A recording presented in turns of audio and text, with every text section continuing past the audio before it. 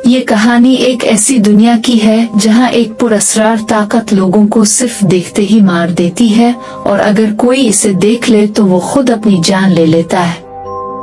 कहानी शुरू होती है मिलोरी नाम की एक लड़की से जो अपनी मामूल की जिंदगी गुजार रही होती है। टीवी पर रिपोर्ट्स आती हैं कि ये सब एक पुरस्कार चीज की वो एक आर्टिस्ट होती है और अपनी दुनिया में मगन रहती है।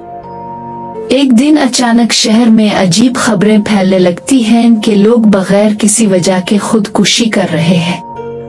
मिलोरी इस सब को सुनकर थोड़ी परेशान होती है, लेकिन वो इसे ज्यादा संजीदा नहीं लेती। अगले दिन वो अपनी बहन के साथ अस्पताल जाती है, जहां डॉक्टर इसे बताते हैं कि वो हामिला है। इसी दौरान बाहर हालात खराब होना शुरू हो जाते हैं। लोग भाग रहे होते हैं, चीख रहे होते हैं और हर तरफ खौफ फैल जाता है। रास्ते में अचानक मिलोरी की बहन कुछ देख लेती है और उसका रवैया बिल्कुल बदल जाता है। वो घबरा जाती है, रोना शुरू कर देती है और गाड़ी पर से कंट्रोल खो देती है, जिसकी वजह से एक खौफनाक एक्सीडेंट हो जाता है। मिलोरी किसी तरह बच जाती है, लेकिन इसकी बहन वहीं मर जाती है। मिलोरी जख्मी हालत में सड़क पर पड़ी होती है और हर तरफ तबाही फैली होती है। तभी एक नामालूम औरत इसे देखती है और अपने घर के अंदर ले जाती है। वो घर दरअसल एक महफूज जगह होती है, जहां कुछ और लोग भी छुपे हुए होते हैं। वो सब एक ही बात कहते हैं, बाहर मत देखना वरना तुम मर जाओगी। वो जल्दी से खिड़कियों को ढांप देते हैं और फैसला करते हैं कि कोई भी बाहर नहीं जाएगा। अब वो सब लोग इस घर के अंदर कैद हो जाते हैं, क्योंकि बाहर जाना मौत को दावत देने के बराबर होता है और अब बाहर जाना उनके लिए जरूरी हो जाता है। वो सब कुछ दिन गुजरने के बाद खाने पीने की चीजें खत्म होने लग एक प्लान बनाते हैं कि आंखों पर पट्टियां बांध कर बाहर जाएंगे, ताकि वो इस पुरस्कार चीज को देख ना सके। वो लोग बहुत एहतियात से घर से बाहर निकलते हैं। कुछ लोग ऐसे होते हैं जो इस चीज का सिर्फ आवाजों के सहारे रास्ता तलाश करते हैं, लेकिन बाहर हर कदम पर खतरा होता है, क्योंकि वो चीज अब भी वहाँ मौजूद होती है। इसी दौरान एक नया मसला, वो पागल हो चुके होते हैं और दूसरों को मजबूर करते हैं कि वो अपनी आंखें खोलें।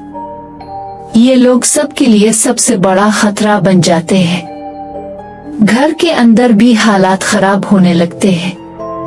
एक एक करके कई लोग मर जाते हैं और ग्रुप कमजोर होता जाता है। इसी दौरान मिलोरी एक बच्चे को जन्म देती है और एक और औरत भी मां बनती है, लेकिन बच पाती।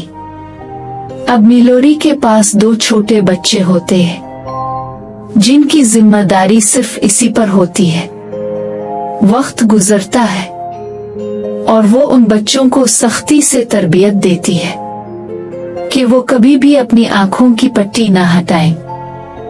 कुछ साल बाद मिलोरी को पता चलता है कि एक महफूज जगह मौजूद है जहां लोग इस खतरे से महफूज हैं।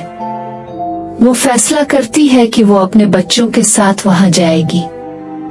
अलिफे बांध कर दरिया के रास्ते सफर शुरू कर, चाहे रास्ता कितना ही खतरनाक क्यों ना हो। वो एक कुश्ती में सवार होते हैं और आंखों पर पेटती है। ये सफर बहुत मुश्किल होता है। तेज पानी, खतरनाक मोड़ और हर तरफ अनजाना खौफ। रास्ते में उन्हें अजीब आवाजें सुनाई देती हैं, जो उन्हें अपनी तरफ मुतवज्जे करने की कोशिश करती है।